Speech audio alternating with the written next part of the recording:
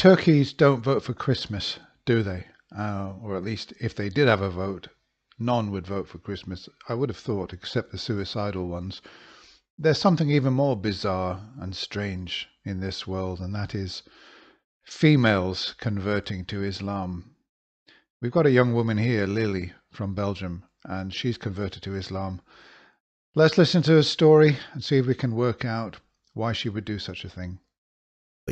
A young girl from Belgium. She spent her entire life as an atheist. Born into a Christian family, Lily gained knowledge about the Bible during her upbringing. She gradually omitted all religious practices from her life. Instead, she found interest in seemingly lame beliefs like zodiac signs and crystals, diverting her focus from organized religion. Last year, a life-changing incident sparked a transformative shift in Lily's life. An amazing moment occurred. I'd like to say to you that if you believe in crystals and astrology, you're kind of ripe, you're kind of ready for conversion to a major religion, aren't you? Because, I mean, crystals and astrology are like halfway there to believing in the supernatural. So, hardly a skeptical mindset, hardly a critical thinker. Let's keep going.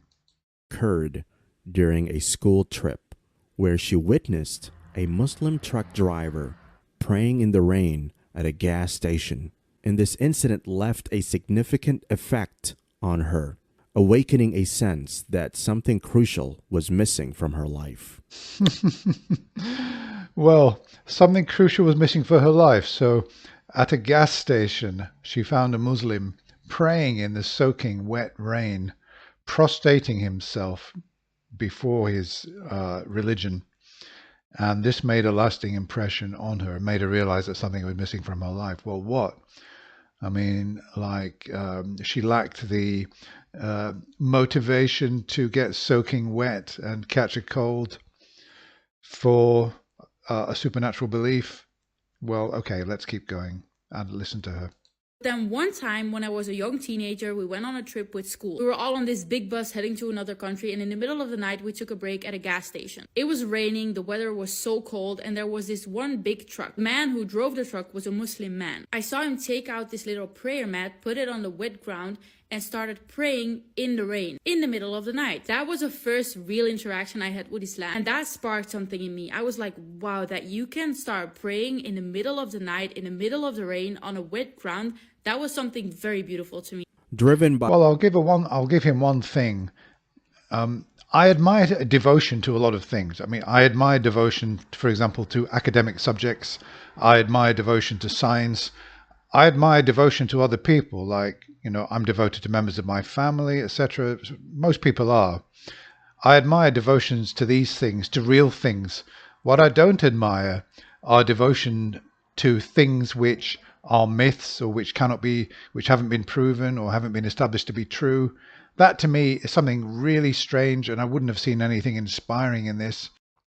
So I think behind it is this idea that, and we've got the same in Christianity, that suffering, you can prove your devotion to God, to your religion, through suffering. We saw it with monks in medieval times. They slept on cold stone floors at night time. They got up at 5 a.m. to say their prayers, etc., etc. Some of them didn't even wash and endured fleas. They were flea bitten.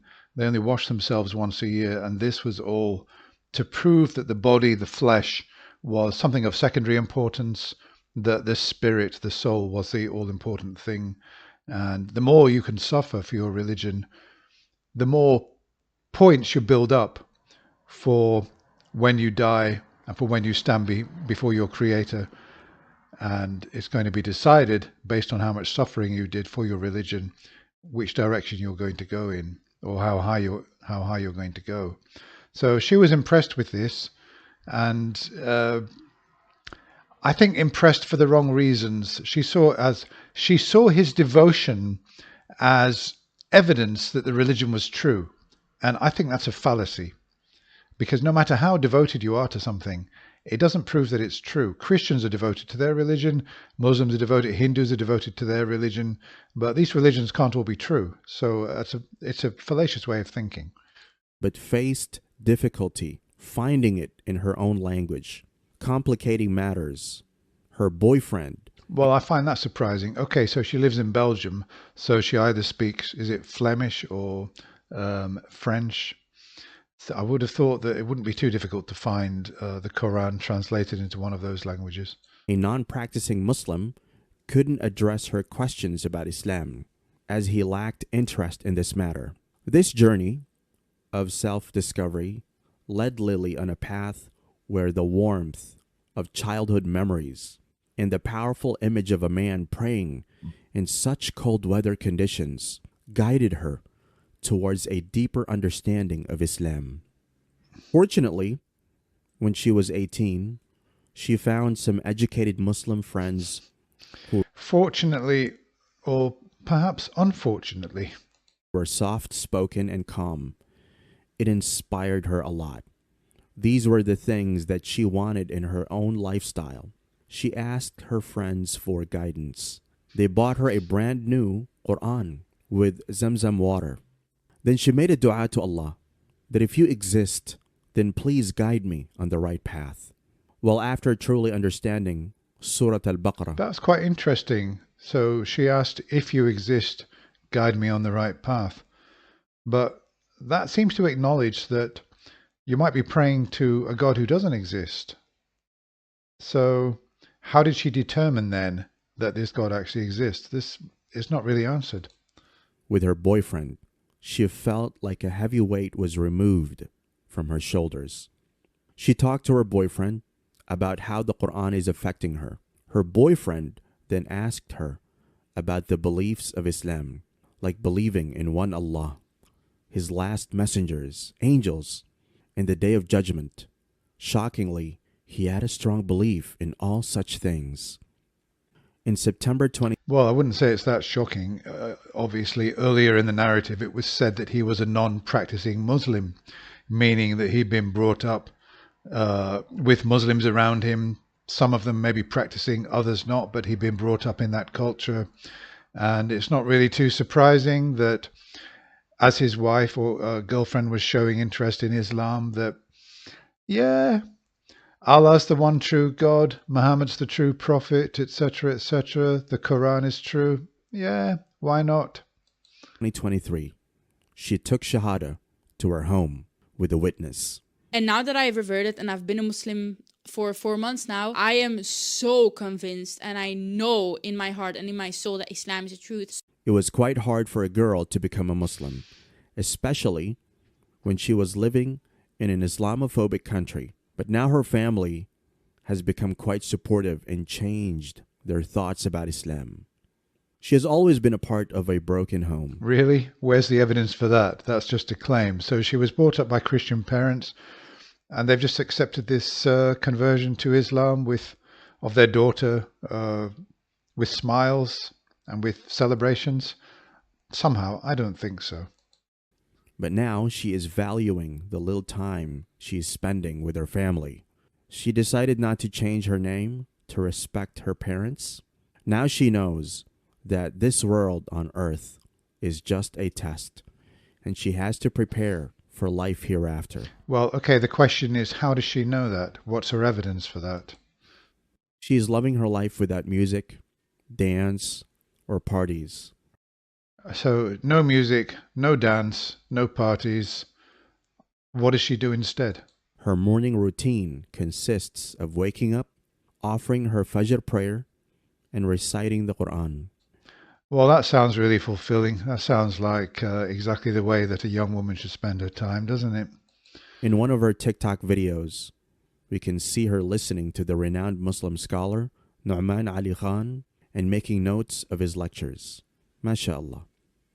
She is open to strangers' questions and wants to help people like her out there. She uploaded a video on her YouTube channel and answered the frequently asked questions of her followers. Lily's journey teaches us that many people are looking for help and information about Islam. As Muslims, We need to learn and understand everything about Islam so that we can guide and support. Okay, it's preaching now. Yeah, so she's got a YouTube channel. I've not looked at it, and obviously I went to this video because it summarizes her story, and you can hear her speaking. Oh dear. It's such a horrible waste of life for a woman to spend any time at all on this religion whatsoever. I went to an exhibition at the weekend.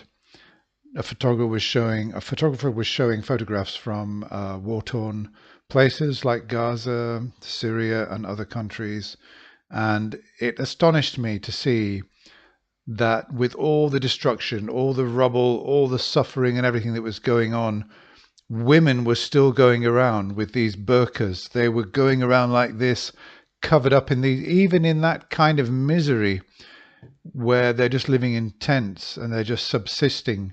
They still observe all the dress codes, etc., and they still follow the religion, even though it's suppressing particularly them.